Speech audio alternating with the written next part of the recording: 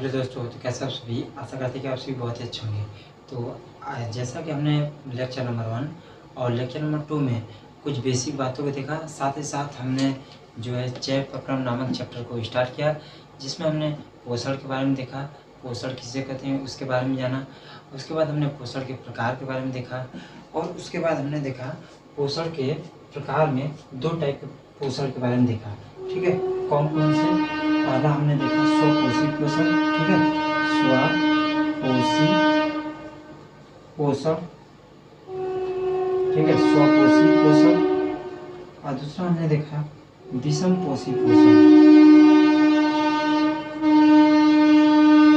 विषम पोषी पोषण हमने देखा पोषण पोषण के बाद हमने देखा पोषण के प्रकार। उसके बाद हमने देखा पोषण के कितने प्रकार थे, 2 प्रकार थे, स्वपोषी पोषण और उसके बाद थे विषम पोषी पोषण। तो देखिए 2 प्रकार पोषण के, पहला और दूसरा। और उसके बाद हमने देखा विषम पोषी पोषण के 3 प्रकार थे। कितने प्रकार थे, 3 प्रकार थे। पहला था परजीवी पोषण, परजीवी पोषण। दूसरा हमने देखा मित्रजीवी पोषण, मित्रजीवी पोषण। तीसरा हमने देखा प्राणी संपोषण, प्राणी संपोषण। इसके पहले वीडियो में हमने लेक्चर नंबर 1, लेक्चर नंबर 2 इन सभी के बारे में जाना कि स्वपोषी पोषण किसे कहते हैं, विषम पोषी पोषण किसे कहते हैं। उसके बाद हमने देखा मित्रयोगी पोषण किसे कहते हैं, इसके उदाहरण भी देखे, और उसके बाद परजीवी को भी देखा और प्राणीसम को भी देखा। साथ ही साथ हमने देखा कि जो जैव प्रक्रम होते हैं उसमें हमें क्या क्या पढ़ना था, पोषण पढ़ना था, श्वसन पढ़ना था, परिसंचरण पढ़ना था। उसके बाद हमारा उत्सर्जन टॉपिक पढ़ना था, जिसमें हम पोषण के लगभग कुछ पार्टों को हमने कवर कर लिए हैं। अब इसके बाद हमने जो इंट्रोडक्शन क्लास था उसमें हमने शाकाहारी, मांसाहारी और सर्वाहारी को देखा। साथ ही साथ हमने उस वीडियो में सजीव और निर्जीव के बारे में भी जाना। यदि आपने ये जो लेक्चर नंबर 1, लेक्चर नंबर 2 नहीं देखा है तो आप जाकर देखिएगा, वहाँ पे हमने इन सभी चीज़ों को डिटेल में बताया है कि पोषण किसे कहते हैं, स्वपोषी किसे कहते हैं, इन सभी को। आज हमारा जो टॉपिक होने वाला है वो टॉपिक होगा स्वपोषी पोषण। यानी कि स्वपोषी पोषण किसमें होते हैं, जैसे हमारा हो गया स्वपोषी पौधों में पोषण, उसे पौधे कैसे अपने भोजन को बनाते हैं इसके बारे में देखेंगे। और साथ ही साथ हमने जो हमारा पोषण नामक चैप्टर है, जैसे कि हमने देखा कि पोषण में 1 मिनट, जैसा कि हमने देखा पोषण किसे कहते हैं। ठीक है, पोषण किसे कहते हैं। उसके बाद हमने देखा दूसरा पोषण के प्रकार के बारे में जाना। ठीक है, पोषण के प्रकारों के बारे में जाना, स्वपोषी और विषम पोषी। फिर उसके बाद विषम पोषी के भी 3 टाइपों को देखा, परजीवी, प्राणीसम और मितोपजीवी। और उसके बाद हम देखेंगे, इसके बाद हम देखेंगे पाचन के बारे में। ठीक है, इसके बाद हम देखेंगे पाचन के बारे में। उसके बाद हम देखेंगे अमीबा। ठीक है, अमीबा में पाचन। ठीक है, इन सभी चीज़ों को हम देखेंगे। देखिए यहाँ पर मैं पोषण को हम कंप्लीट कर चुके हैं लगभग। बस इसमें हमको यही देखना है स्वपोषी पोषण, यानी पौधों में पोषण को देखना है। और उसके बाद हम जो विषम पोषी पोषण है उसके सभी टाइप को पढ़ चुके हैं। उसके बाद आज हम देखेंगे पाचन के बारे में और इस क्लास को करेंगे एंड। ठीक है, तो यहाँ पे उसके बाद हम जो लेक्चर नंबर 4 या 5 होगा हमारा, उसमें हम देखेंगे अमीबा में पाचन कैसे होता है। ठीक है, वो हमारा टॉपिक होगा कि अमीबा में पाचन कैसे होता है। तो देखिए हमारा यहाँ पे लिखते हैं पौधों में पोषण, यानी पौधे कैसे पोषण करते हैं। यहाँ पे हम लिख देते हैं पौधों। ठीक है, पौधों में पोषण।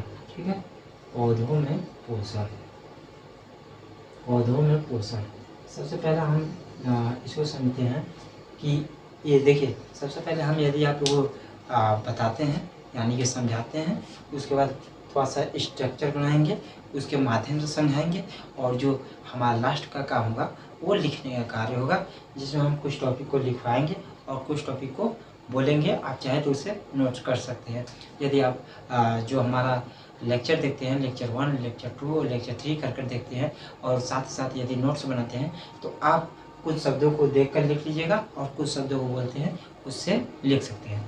तो देखिए हम सबसे पहले आपको समझाते हैं। देखिए जो पौधे होते हैं, पौधे स्वपोषी पोषण करते हैं, ये अपना भोजन प्रकाश संश्लेषण के माध्यम से बनाते हैं। ठीक है, अभी हम आगे बता देंगे कि प्रकाश संश्लेषण क्या होता है या फिर कैसे होता है। ठीक है, और साथ ही सौर ऊर्जा को रासायनिक ऊर्जा में ग्रहण करते हैं, सौर ऊर्जा को रासायनिक ऊर्जा में बदलते हैं या फिर परिवर्तित करते हैं। ठीक है, उसके बाद हम देखेंगे कि जो पौधे होते हैं वो CO2 को लेते हैं, ऑक्सीजन को छोड़ते हैं, इसके बारे में जानेंगे।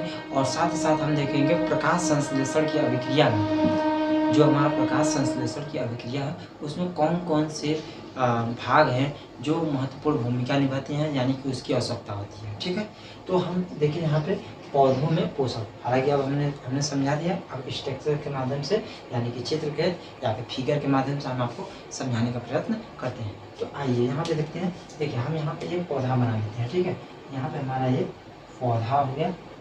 ठीक है, यहाँ पे हमारा जो है ये पौधा हो गया कुछ इस टाइप का। ठीक है, कुछ इस टाइप से हमारा जो है पौधा हो गया। यहाँ पे हो गया पौधा। यदि आपको देखिए ये हमारा क्या है, पौधा यानी प्लांट्स, पौधा हो गया। देखिए पौधे जो होते हैं, पौधों की जो पत्तियां होती हैं वो होती हैं क्लोरोप्लास्ट, मतलब उसमें क्लोरोप्लास्ट है, क्लोरोप्लास्ट के अंदर होता है क्लोरोफिल, जो कि बहुत महत्वपूर्ण भूमिका निभाती है। यानी कि जो प्रकाश आता है हमारा सूर्य का, सूर्य के प्रकाश को अवशोषित करने का कार्य कौन करते हैं, क्लोरोफिल करते हैं। ठीक है, तो देखिए यहाँ पे हो गया हमारा, और यहाँ पे हम बना लेते हैं सूर्य। ठीक है, यहाँ पे हमारा हो गया सूर्य, यहाँ पे भी बना सकते हैं, यानी कि ये क्या हो गया, सन, सन यानी सूर्य हो गया। यहाँ पे सूर्य को बना लेते हैं। ठीक है, यहाँ पे हमारा हो गया सूर्य। ठीक है, यहाँ पे हो गया हमारा सूर्य। अब सूर्य से क्या हो रहा है, प्रकाश संश्लेषण, यानी कि प्रकाश आ रहा है। ठीक है, सूर्य से क्या आप जो कहेंगे, प्रकाश। ठीक है, तो और देखिए वायुमंडल से यहाँ पे लिख देते हैं वायुमंडल, वायुमंडल से जो है हमारा पौधा CO2 को ले रहा है। किसको ले रहा है, वायुमंडल से CO2 को ले रहा है।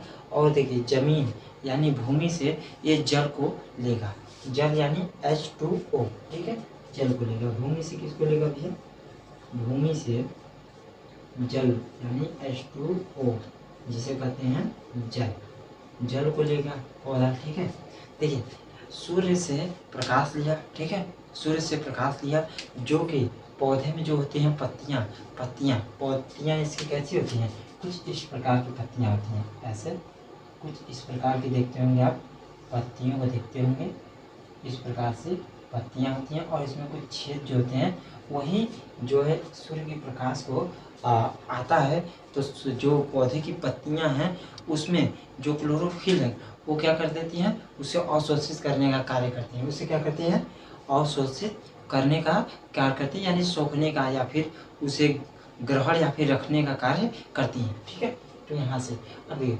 सनलाइट की उपस्थिति में, ठीक है, सनलाइट की उपस्थिति में क्या किया है, पौधा क्या किया, सनलाइट लिया। ठीक है, सनलाइट लेने के बाद वायुमंडल से क्या लिया, CO2 लिया, और भूमि से क्या लिया, H2O लिया, और इन्हीं सभी को मिलाकर ये अपना ऊर्जा का निर्माण करता है, जो करता है ग्लूकोज। ठीक है, ग्लूकोज, और साथ ही साथ क्या करता है, ऑक्सीजन को छोड़ता है। अब देखिए जब रात के समय में सूर्य नहीं रहता है तो कहते हैं कि रात में जो है हमारे पेड़ के नीचे या फिर किसी पेड़ के नीचे नहीं सोना चाहिए।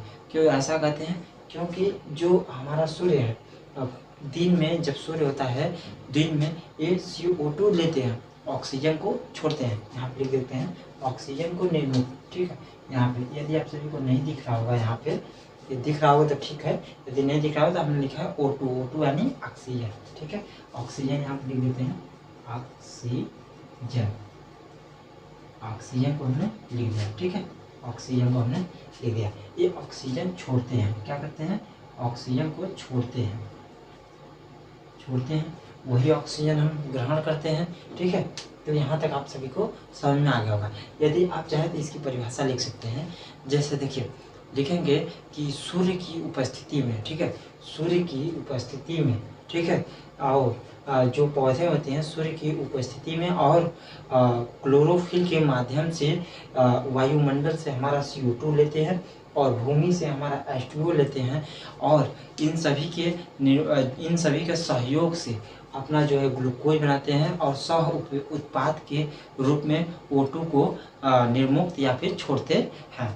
इनकी जो है परिभाषा है। अब यहाँ पर आप सभी समझ गए होंगे कि स्वपोषी पोषण कैसे होते हैं। अब यहाँ पे हम कुछ लिखवा देते हैं टर्म को। सबसे पहला टर्म होता है जो कि इम्पोर्टेंट होता है, ये स्वपोषी पोषण होते हैं, ठीक है, यानी स्वयं भोजन बनाते हैं, इसमें किसी का हाथ नहीं हुआ, एक स्वयं अपना भोजन बनाए, ठीक है। तो यहाँ पे हम लिख देते हैं ये स्वपोषी, ये अपना भोजन, ठीक है, स्वपोषी तो होते ही हैं, लिख देते हैं स्वपोषी पोषण, ठीक है, स्वपोषी पोषण करते हैं या होते हैं, ठीक है। और दूसरा हमारा हो जाता है यहाँ पे, दूसरा ये प्रकाश, ये अपना भोजन,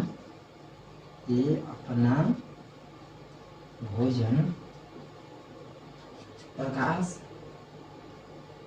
संश्लेषण, ठीक है, यहाँ पे लिख देते हैं प्रकाश संश्लेषण, ठीक है, प्रकाश संश्लेषण के माध्यम से बनाते हैं, ठीक है, बनाते हैं। दूसरा ये सौर ऊर्जा को, ठीक है, ये सौर ऊर्जा कहिए या फिर प्रकाश ऊर्जा कहिए, सौर ऊर्जा को रासायनिक ऊर्जा में परिवर्तन, ठीक है,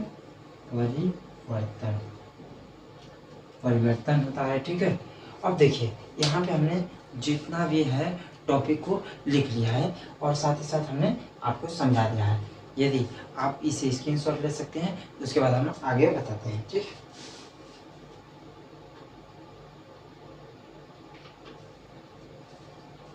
आशा करते हैं कि आप सभी ने स्क्रीनशॉट ले लिया होगा।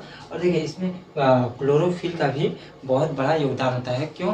क्योंकि वह सूर्य के जो प्रकाश आते हैं उसे अवशोषित करता है। तो यहाँ पे हम इसको करते हैं डिलीट, उसके बाद इसके समीकरण को लिखेंगे और उसके बाद हम कुछ पाचन के बारे में जानेंगे और उसके बाद क्लास करेंगे एंड, ठीक है। तो हम देख लेते हैं, यहाँ पे हम सबसे पहले इसको करते हैं डिलीट, ठीक है। आप सभी ने स्क्रीनशॉट ले लिया होगा। हाँ,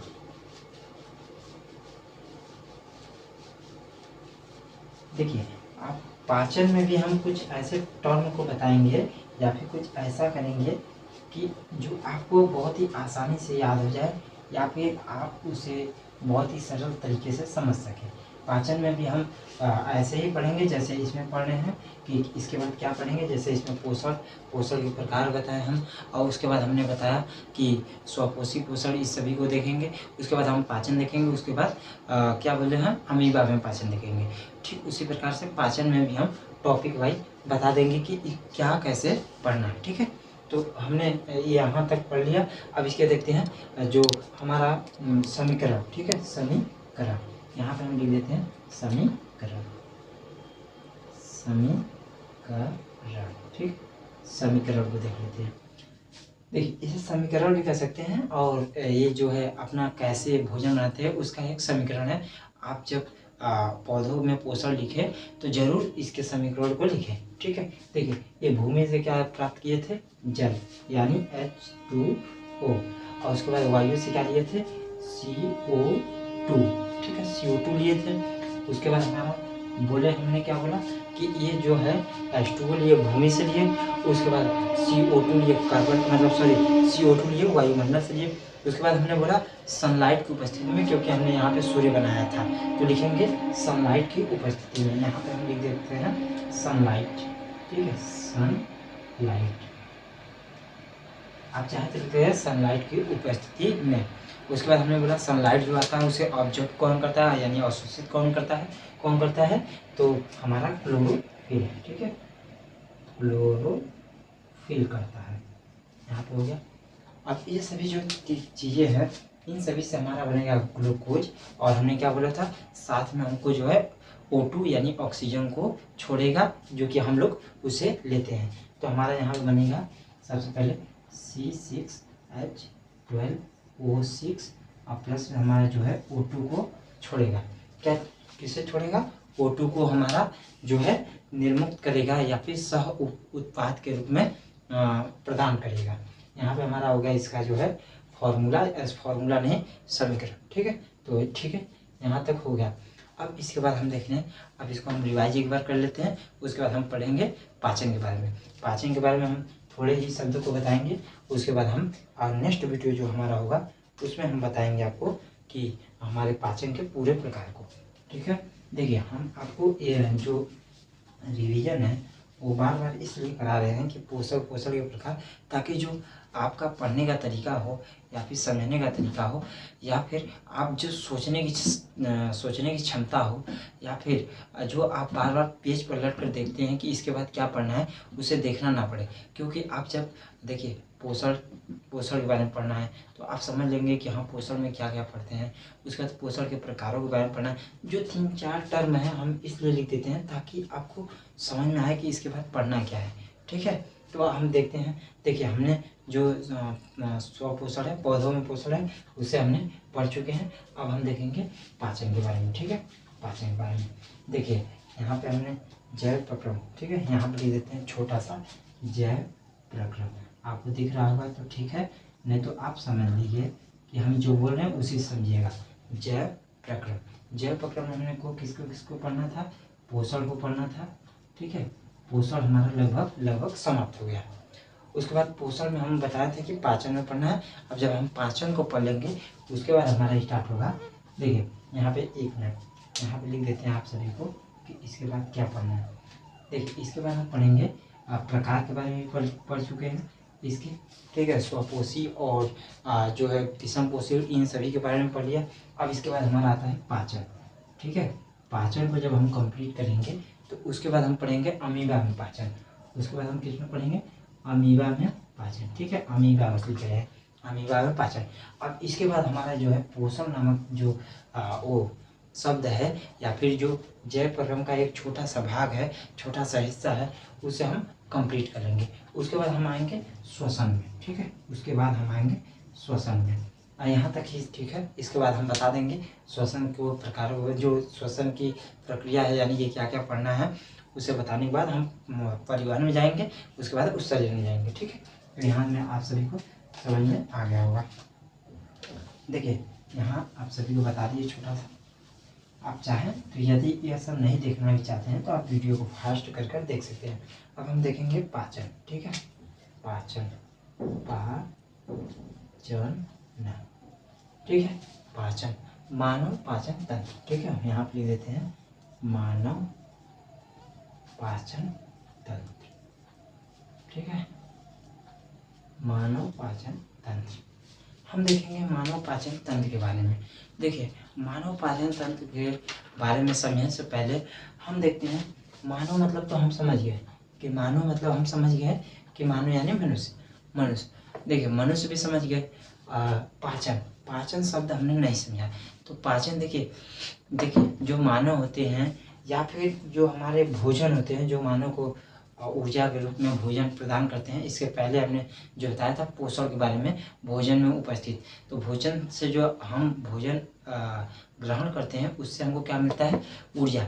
तो पाचन का अर्थ होता है या फिर पाचन की परिभाषा होती है कि देखिए जटिल व सरल, ठीक है, जटिल व सरल जो भोजन है, भोजन के पदार्थ है, उसके छोटे छोटे अणुओं में तोड़कर बड़े बड़े अणुओं को छोटे छोटे अणुओं में तोड़ना। यानी जैसे पाचन का कार्य है, जैसे ये बड़े बड़े अणु हैं, इनको क्या करना है? छोटे छोटे भागों में तोड़कर उनका पाचन करना हमारा क्या करता है? पाचन कहलाता है। जो बड़े बड़े अणु हैं या फिर जो बड़े बड़े पदार्थ हैं, उन्हें क्या करना? तोड़कर छोटे छोटे भागों में व्यक्त करना या फिर छोटे छोटे भागों में लाना, उसके बाद उसको पाचन करना हमारा पाचन कहलाता है। ठीक है, यहाँ तक हो गया आप सभी का। अब हम देखते हैं पाचन में हमें क्या क्या पढ़ना है। ठीक है, ये देखेंगे, उसके बाद क्लास करेंगे एंड। यहाँ पे देखिए पाचन में हम देखेंगे पाचन में हम देखेंगे कितने भागों को देखेंगे, पाचन में हम देखेंगे 6 भागों को। कितने भागों को देखेंगे, 6 भागों को। पहला हमारा हो गया, यहाँ पे मुख हो जाएगा, ठीक है।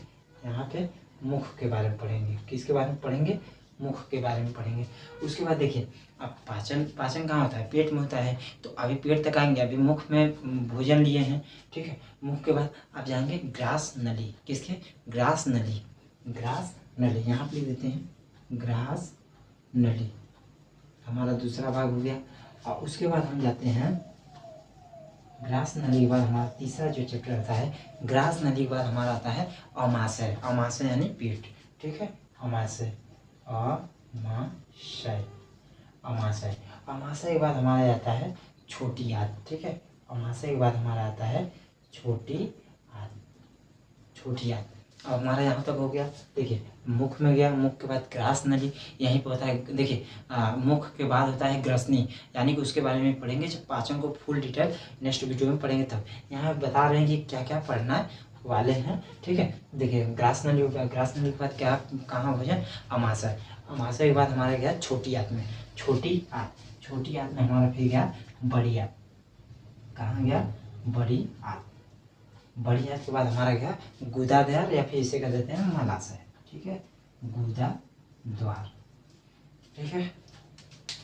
यहाँ पे लिखते हैं नंबर 1, ठीक है, और नंबर 2 और नंबर 3 और नंबर 4 नंबर 5 नंबर 6।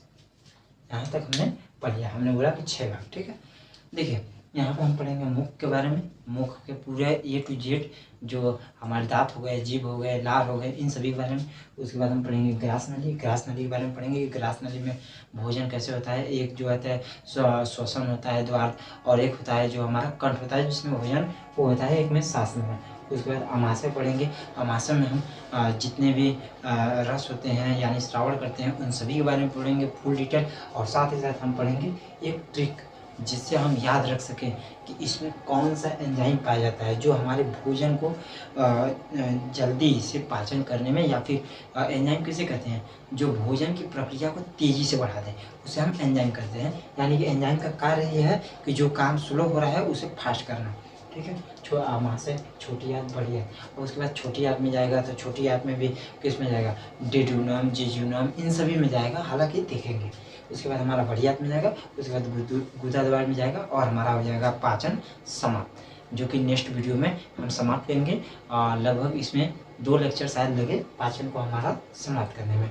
देखिए आज जो है हमने जो हमारा प्लेलिस्ट है आप उसमें जाएंगे तो आप देखेंगे क्लास 10th बायोलॉजी का जो है उसमें पूरा चैप्टर वाइज प्लेलिस्ट में एक लाइन से नंबर 1 नंबर 2 लेक्चर 1 लेक्चर 2 या फिर नंबर 1 नंबर 2 से पूरा डिटेल में हमने बताया है, जो कि क्लास 10th बायोलॉजी का।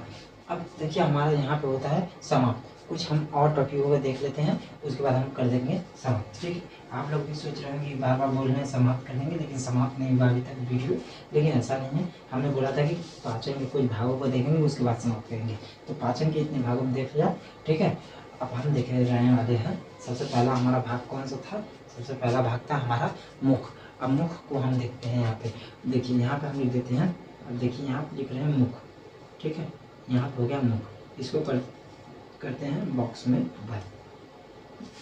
ये हो गया नंबर 1, क्योंकि हमारा पाचन जो मानव पाचन तंत्र है उसमें हमने भाग 1 दिखा, मतलब नंबर 1 पे हमारा मुख था। अब इसमें होते हैं 3 पार्ट, इसमें भी होते हैं कितने पार्ट, 3 पार्ट। पहला हमारा हो गया, यानी कि ये नाम दे देते हैं जो हमारा होता है दांत, ठीक है, दांत के बारे में पढ़ेंगे। और नंबर 2 पर जो हमारा आएगा वो हो जाएगा हमारा, यानी बी नंबर पर जो आएगा हमारा वो हो जाएगा जीभ, ठीक है, जीभ। और नंबर 3 पे जो हमारा आएगा वो हो जाएगा लार, ठीक है, लार, नंबर सी। देखिए हम जो है कि दांत के प्रकारों के बारे में देखेंगे। सबसे पहले हम एकदम फुल डिटेल लिखेंगे दांत। दांत में लिखेंगे कितने होते हैं दांत, 4 प्रकार के होते हैं। देखिए ऐसे तो कह सकते हैं कि जो है incisor, canine, premolar, molar, Hindi में इसे कहते हैं कृंतक, रदनक, अग्रचौल्डक, चौल्डक, ठीक है, ये होते हैं 4 भाग। उसके बाद हम जीभ के बारे में देखते हैं कि जीभ का कार्य क्या है, और साथ ही साथ देखते हैं कि किस वाले भाग में हमारा मीठा होता है, किस वाले भाग में हमारा कड़वा लगता है, यानी कि आगे वाले भाग में मीठा लगता है या फिर कड़वा लगता है, हम देखेंगे। उसके बाद हम देखेंगे लार। लार कितनी होती है? लार 3 जोड़ी इसमें वो होती हैं, 3 जोड़ी ग्रंथियाँ होती हैं, और ये जो है टैलिन नामक एंजाइम को श्रावण करता है, यानी छोड़ता है। ठीक है, यहाँ पर अब हम करते हैं वीडियो का अंत, और यहाँ पर होता है हमारा वीडियो समाप्त। और हम आपको बता दें, यदि आपको क्लास 10th बायोलॉजी किसी भी चैप्टर या फिर किसी भी टॉपिक में यदि कोई भी दिक्कत हो तो आप हमें कमेंट बॉक्स में बता सकते हैं। साथ ही साथ ये भी कमेंट कर सकते हैं कि हमारा क्लास कैसा लगा, और आप कुछ भी सवाल पूछ सकते हैं, हम उसका जवाब या फिर फुल ये वीडियो में फुल सोल्यूशन बता सकते हैं। और हमें ये ज़रूर बताइएगा कि हमारा समझाने का जो तरीका है, या फिर जो हम जिस प्रकार से समझाते हैं आप सभी को, वो समझ में आता है या फिर नहीं। आप साथ ही साथ इसे भी कमेंट कीजिएगा कि जो हम अपना समझाने का तरीका है उसमें क्या बदलाव कर सकते हैं। ठीक है, क्या बदलाव कर सकते हैं अपने समझाने के तरीके के, क्योंकि हमारा लक्ष्य या फिर हमारा उद्देश्य ये है कि हम हर एक बच्चे को एक आसान या फिर एक ट्रिक या फिर एक इमेजिनेशन या फिर एक चित्र के माध्यम से, या फिर जैसे कोई सी कहानी के माध्यम से हम उस बच्चे को एक फुल डिटेल सॉल्यूशन दे सकें, और एक फुल डिटेल में उसे समझा सकें, ताकि हर एक बच्चे को समझ में आए। तो बताइएगा हमारे पढ़ाने का अंदाज, क्योंकि अभी हम जो है अभी हाल ही में हमने ग्रेजुएशन फाइनल किया है। ठीक है, मतलब फाइनल ईयर में आ चुके हैं हमने, और पढ़ाने का जो हमारा उद्देश्य है हमारा यही रहा है कि हर बच्चे को एक आसान तरीके और एक आसान भाषा में समझाया जाए। क्योंकि हम भी जब क्लास 10th या फिर क्लास 12th में थे तो हमको भी बायोलॉजी उतना नहीं समझ में आ रही थी, तो हमने यही सोचा है कि आप सभी को बेहतर तरीके से समझाएं। तब तक के लिए धन्यवाद। ठीक है, अब मिलते हैं नेक्स्ट वीडियो में, जिससे हम समझेंगे पाचन में हमने 6 भागों देखा। मुख जो है, मुख हो गया, ग्रास नली हो गया, उसके बाद अमाशय, छोटी आंत, बड़ी आंत, गुदा द्वार, इन सभी के टॉपिक को बहुत ही एक बेहतरीन लेक्चर में बताएंगे। तब तक के लिए धन्यवाद।